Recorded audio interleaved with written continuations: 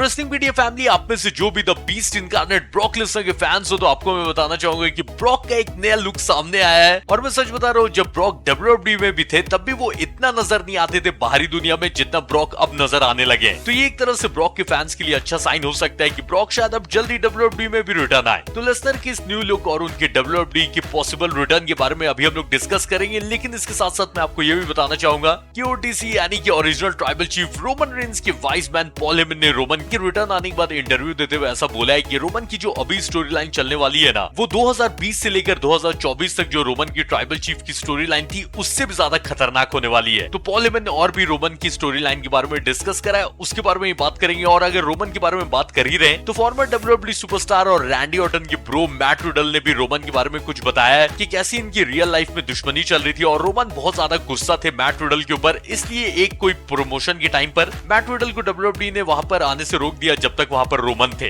तो इस बारे में भी बात करेंगे। और सोलो की ब्लड लाइन के मेंबर टांगा लोआ की बहुत ज्यादा ही टांग खिंचाई हो रही है इंटरनेट पे, इसके बारे में भी डिस्कस करेंगे। तो चलिए स्टार्ट करते हैं the beast incarnate Brock Lesnar से। तो ये आप लोग आई थिंक जान ही रहे हो कि इस साल रॉयल रंबल में ब्रॉक लेसनर आने वाले थे, लेकिन मिस्टर मैकमैन के ऊपर जो लॉ सूट हुआ और उसमें हालांकि ब्रॉक का नाम आया नहीं, लेकिन इतना लिखा होता है कि एक्स UFC स्टार जो कि अब फिलहाल WWE सुपरस्टार है, वो भी मिस्टर मैकमैन के केस में इन्वॉल्व था। और उसके बाद आप लोग जान ही रहे हो कि मिस्टर मैकमैन WWE से हट गए और एक बार शायद उन्होंने आने का भी ट्राई किया, लेकिन फाइनली उन्हें रिटायरमेंट लेनी पड़ी ना चाहते हुए भी। तो ये केस अभी तक कोर्ट में चल ही रहा है, तो उसके बारे में अभी हम लोग ज्यादा बात करेंगे नहीं। लेकिन इन सब चक्कर में ब्रॉक लेसनर से भी WWE ने दूरी बनानी स्टार्ट कर दी और रॉयल रंबल 2024 में ब्रॉक आते और डोमिनिक उन्हें एलिमिनेट करते। फिर डोमिनिक वर्सेस ब्रॉक होता एलिमिनेशन चेंबर में और रेसलमेनिया में गुंथर वर्सेस ब्रॉक होता जो कि ड्रीम मैच था। तो ये सारे मैचेस और ब्रॉक के लिए जो भी स्टोरी लाइन थी सब फिलहाल के लिए WWE ने कैंसिल कर दी। लेकिन क्योंकि इस केस में ब्रॉक लेसनर का नाम आया नहीं है, ना ही ब्रॉक के ऊपर कोई केस चल रहा है, इसलिए ट्रिपल एच ने भी ब्रॉक का नाम लेना स्टार्ट कर दिया। और कमेंटेटर्स भी आप लोगों ने सुना होगा कि रेसलमेनिया के टाइम ही से वो लोग भी ब्रॉक लेसनर का नाम कभी कदार जब ऐसा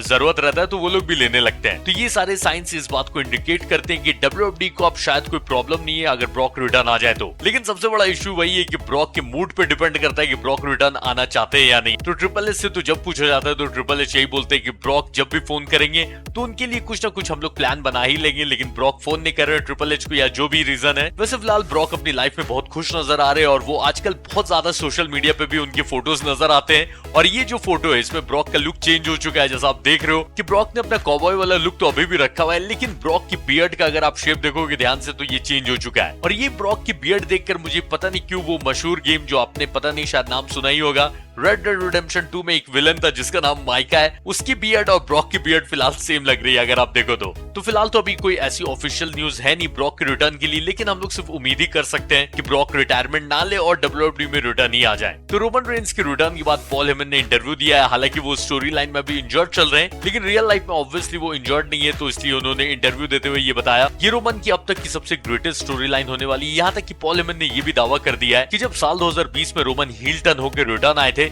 और उन्होंने पॉल हेमन के साथ टीम अप किया था और फैंस कितने ज्यादा सरप्राइज हो गए थे। फिर रोमन चैंपियन बने और उन्होंने ब्लड लाइन बनाई और हेड ऑफ द टेबल फिर ट्राइबल चीफ बने रोमन। इस स्टोरी लाइन से भी ज्यादा खतरनाक और ज्यादा एंटरटेनिंग होगी ये जो अभी स्टोरी लाइन चलेगी रोमन की। और क्योंकि अब ट्राइबल चीफ रिटर्न आ गए तो उनके वाइस मैन का भी रिटर्न ज्यादा दूर है नहीं और हो सकता है कि इसी हफ्ते पॉल हेमन भी रिटर्न आ जाए, लेकिन मुझे नहीं लगता कि इतना जल्दी हेमन रिटर्न आएंगे। हाँ, हालांकि जिमी ऊसो शायद जल्दी रिटर्न आ सकते हैं। और farmer WWE superstar the bro Matt Riddle ने ऐसा इंटरव्यू देते हुए बताया कि उनके और रोमन के बीच में ऐसा कोई अच्छा रिलेशन नहीं था स्टार्टिंग के टाइम पर, इसलिए जब Matt Riddle the bomb show पे जाने वाले थे तो उस पे पहले ही से रोमन कोई चीज को प्रमोट करने आए थे। तो रिडल को उस शो में तब तक नहीं बुलाया गया जब तक वहां पर रोमन थे। रोमन के जाने के बाद ही रिडल आए और रिडल ने द बम पे इंटरव्यू दिया। तो ये बात आई थिंक आप लोग जानते ही होंगे कि रिडल जब तक WWE में थे उन्होंने बहुत सारे WWE सुपरस्टार्स के साथ सच में पंगा लिया है और उन सुपरस्टार्स में एक बिल गोल्डबर्ग भी थे। और रिडल लेसनर के बारे में बहुत कुछ बोल चुके हैं और इसलिए मैं सरप्राइज नहीं हूँ कि रोमन और रिडल के कुछ रिश्ते अच्छे नहीं थे। तो अगर आप सोशल मीडिया बहुत ज्यादा फॉलो करते हो ट्विटर या इंस्टाग्राम,